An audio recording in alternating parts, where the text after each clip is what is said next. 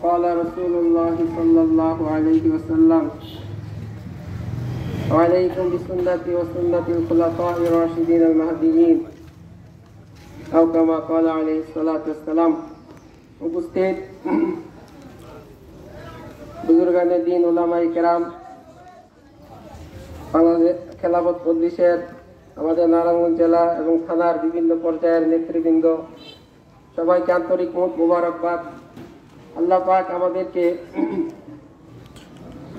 দিনের পরিবেশ দান করছেন। আমাদের বাংলাদেশ আল্লাহ পাকের মেহেরবানি, আলহামদুলিল্লাহ, ইসলাম এবং মুসলমানের উর্বর ভূমি। এই জায়গা পীর আউলিয়াদের জায়গা, এই দেশ আল্লাহওয়ালাদের দেশ। আমাদের এই দেশের অধিকাংশ জনগণ, অধিকাংশ মুসলমান ধর্মকে ভালোবাসে, ইসলামকে ভালোবাসে। কিন্তু আমাদের একটা দুর্বল বিষয়, আমরা ইসলাম এবং ধর্মকে ব্যক্তি বিশেষের সাথে সম্পৃক্ত করছি। বিদায় ইসলামের যে মূল বিষয়, সার্বিকভাবে ইসলামের যে সৌন্দর্য, এটা আমরা প্রাপ্ত হইতে পারতেছি না। যখন আমাদের নেতৃস্থানীয় যারা থাকবেন, আমাদের অভিভাবক যারা থাকবেন, ওনারা যখন ন্যায়পরায়ণ হবেন, তখন এর সুফল সকল মানুষ প্রাপ্ত হবে।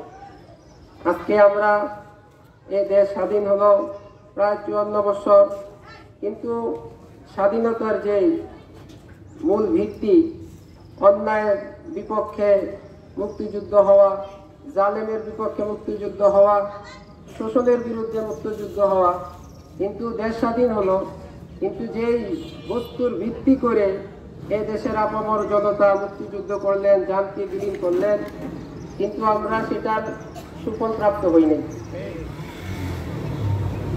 আমাদের যারা অভিভাবক, নেতা, ওনারা অধীনস্থদের ব্যাপারে তারা চিন্তা করেন নাই, বরং নিজেদের ব্যাপারে চিন্তা করতেন। আর এই শ্রেণীর মানুষ অভিভাবক হওয়ার উপযুক্ত নয়।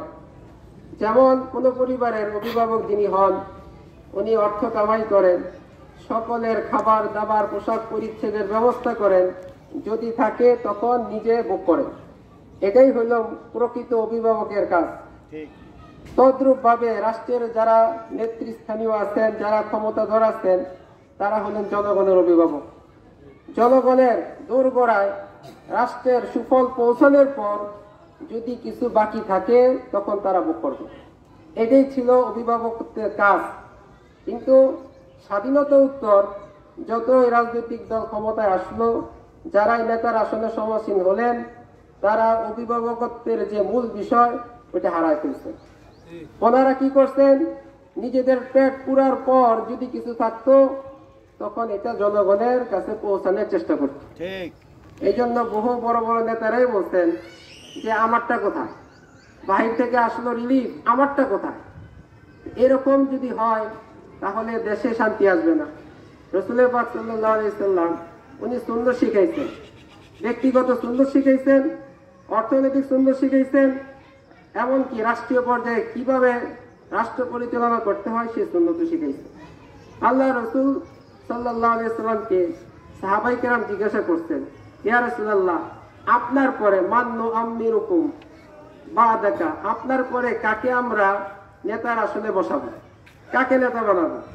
তো রাসূলুল্লাহ সাল্লাল্লাহু আলাইহি সাল্লাম বললেন, ইনতু আমিরু আবু বকর, যদি তোমরা আবু বকরকে নেতার আসনে বসাও, তাহলে তাকে তোমরা পাবা জাহিদান ফিদ দুনিয়া রাগিবান ইলাল আখিরাহ। তার দুনিয়ার ব্যাপারে দুনিয়াতে কি পাবে, আখিরাতের ব্যাপারে প্রত্যাশী পাবে। যে ব্যক্তির ভিতর দুনিয়ার ত্যাগ, আখিরাতের প্রত্যাশা থাকে, সে জনগণের রাষ্ট্রের অর্থ আত্মসাৎ করবে না, সে ব্যাংকের টাকা লুটতরাজ করবে না, জনগণের মালকে নিজের মাল মনে করবে না। এটাই আমাদের বড় সমস্যা। এই জন্য এখন আমাদের সামনে সুযোগ আসছে, আমাদের সময় আসছে। এখন যদি আমরা এই সুযোগকে সদ্ব্যবহার করতে পারি, এটা আমারও লাভ হবে, জনগণেরও লাভ হবে, সবার লাভ হবে। আমাদের নেতার আসনে এমন মানুষকে বসাইতে হবে যারা ন্যায়পরায়ণ হবে, যোগ্য হবে, জনগণের জন্য আত্মনিবেদনশীল হবে, স্বার্থহীন হবে, এরকম মানুষকে নেতার আসনে বসাইতে হবে। যদি আমরা বসাইতে পারি সকলের জন্য লাভ হবে। এই দেশ আমরা যদিও বাহ্যিকভাবে বলি স্বাধীন দেশ, কিন্তু আমরা আরেক দেশের দাসত্ব কইরাই এই 54 বছর কাটাইছি। আমরা প্রকৃত স্বাধীনতা ভোগ করতে পারিনি, আরেক দেশকে আমরা মুরিদ বানিয়ে চলতে হয়েছে। কিন্তু এটা স্বাধীনতা বলা হয় না।